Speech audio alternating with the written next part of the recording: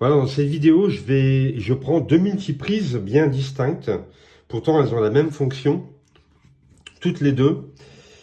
On prend une multiprise, c'est pour pouvoir cumuler plusieurs appareils. Donc ici, vous avez une multiprise pour 3 appareils, et ici, vous avez une multiprise pour 6 appareils.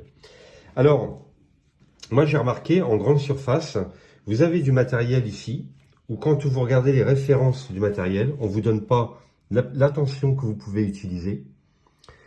On ne vous donne pas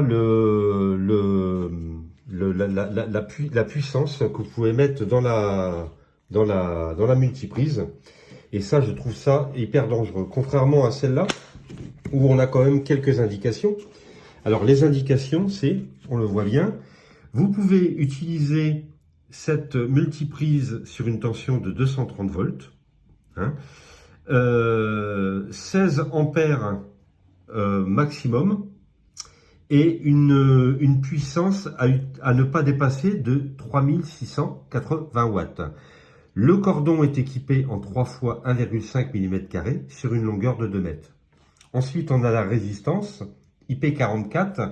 Donc, pour information, l'indice de protection 44, c'est une multiprise qui est protégée contre les projections d'eau. Alors, là, on regarde bien l'interrupteur de mise en service.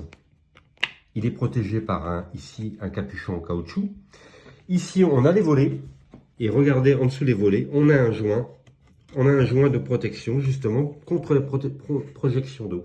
Donc ici, on se trouve avec une multiprise qui répond, on va dire, presque à la norme et qu'on peut utiliser facilement sans danger. Contrairement à celle-ci, où on a un IP qui n'est pas mentionné, on ne sait pas la section du câble, on ne connaît pas la puissance maximum qu'on peut mettre dans cette multiprise, donc ça c'est plutôt à éviter, et par contre ça c'est plutôt conseillé.